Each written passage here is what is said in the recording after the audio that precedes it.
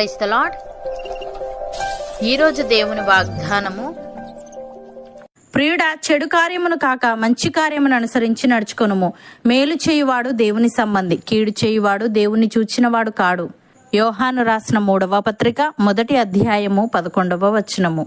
సహోదరి సహోదరులారా, ఈ వాక్యము ఒక బలమైన ఆధ్యాత్మిక బోధన ఇస్తుంది.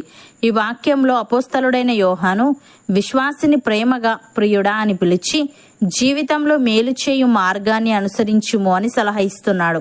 ఇది ఒక ఆత్మీయ సంబంధాన్ని సూచిస్తుంది.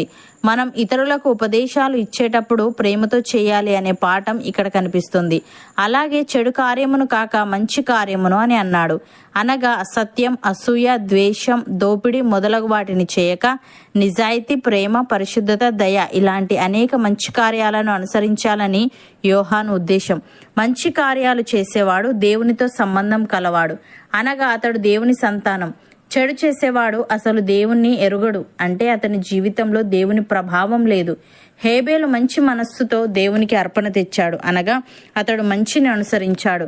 కయీను అసూయతో తన తమ్ముడిని చంపాడు, అనగా అతడు చెడును అనుసరించాడు. దేవుడు హేబేలు అర్పణను అంగీకరించాడు, కయీనును తిరస్కరించాడు. ఇది స్పష్టంగా చూపిస్తుంది, మంచి చేయువాడు దేవునికి దగ్గరగా ఉంటాడని, చెడు చేయువాడు దేవునికి దూరంగా ఉంటాడని.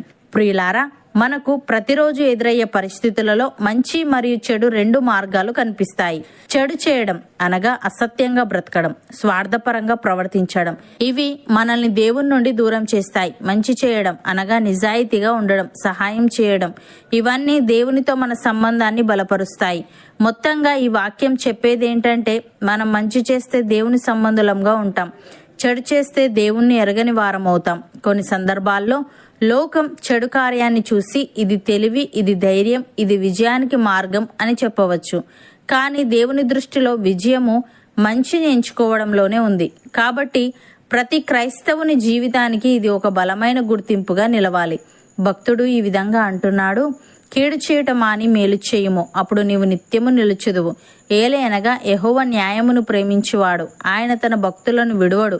వారెన్నటెన్నటికీ కాపాడబడుదురు గాని భక్తిహీనుల సంతానము నిర్మూలమగును అని. ప్రియులారా, మీరు ప్రియులైన పిల్లల వలె దేవుణ్ణి పోలి నడుచుకొనుడి.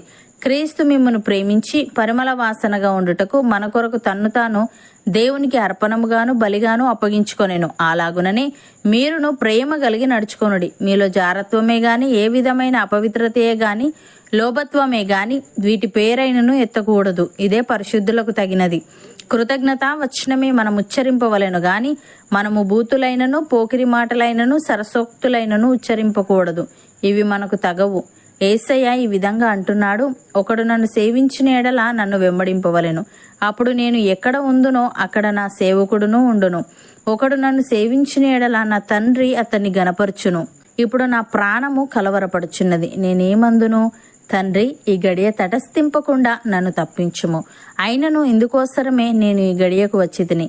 తండ్రి, నీ నామము మహిమపరచుమని చెప్పెను.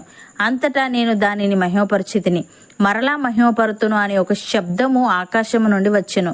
కాబట్టి అక్కడ నిలుచుండి వినిన జన సమూహము ఉరిమెను అనిరి. మరికొందరు దేవదూత ఒకడు ఆయనతో మాటలాడిననిరి. అందుకు యేసు, ఈ శబ్దము నా కొరకు రాలేదు, మీ కొరకే వచ్చెను. ఇప్పుడు ఈ లోకాధికారి బయటకు త్రోసివేయబడును. నేను భూమి మీద నుండి పైకెత్తబడిన ఎడల అందరినీ నా యొద్దకు ఆకర్షించుకుందునని చెప్పెను. సహోదరి సహోదరులారా, ఇప్పుడు మనము దేవుని పిల్లలమై ఉన్నాము. మనం ఇక ఏమవుదుమో అది ఇంకా ప్రత్యక్షపరచబడలేదు గాని ఆయన ప్రత్యక్షమైనప్పుడు ఆయన ఉన్నట్లుగానే ఆయనను చూతుము గనుక ఆయనను పోలి ఉందుమని ఎరుగుదుము. ఆయన యందు ఈ నిరీక్షణ పెట్టుకొనిన ప్రతి వాడును ఆయన పవిత్రుడై ఉన్నట్టుగా తను పవిత్రునిగా చేసుకొనును. పాపము చేయు ప్రతివాడును ఆజ్ఞను అతిక్రమించును, ఆజ్ఞాతిక్రమమే పాపము.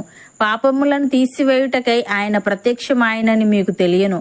ఆయన యందు పాపమేమీ లేదు. ఆయన యందు నిలిచి ఉండు వాడెవడునూ పాపము చేయడు. పాపము చేయు వాడెవడునూ ఆయనను చూడనూ లేదు, ఎరుగనూ లేదు.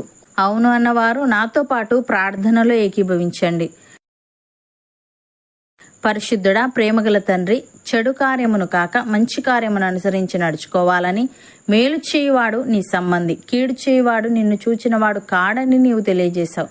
తండ్రి, నీకు స్తుతులు. దేవా, మేము కీడు చేయటం మాని మేలు చేయుచు, ప్రియులైన పిల్లల వలె నిన్ను పోలి నడుచుకునే వారంగా ఉండుటకు సహాయము దయచేయమని, మేము నీ పిల్లలమై ఉన్నాము గనుక మేమిక ఏమవుదుమో అది ఇంకా ప్రత్యక్షపరచబడలేదు గాని నీవు ప్రత్యక్షమైనప్పుడు నీవు ఉన్నట్లుగానే నిన్ను చూతుము గనుక నీ అందు ఈ నిరీక్షణ పెట్టుకొనిన మేము నీవు పవిత్రుడవై ఉన్నట్టుగా మమ్మల్ని పవిత్రము చేసుకునే వారంగా ఉండుటకు కృపచూపమని, మాలో జారత్వమే గాని ఏ విధమైన అపవిత్రతే గాని లోభత్వమే గాని వీటి పేరైనను ఎత్తక నీలో నిలిచి ఉండే భాగ్యం మాలో ప్రతి ఒక్కరికి నీవే అనుగ్రహించమని యేసుక్రీస్తు నామమున ప్రార్థిస్తున్నాము తండ్రి.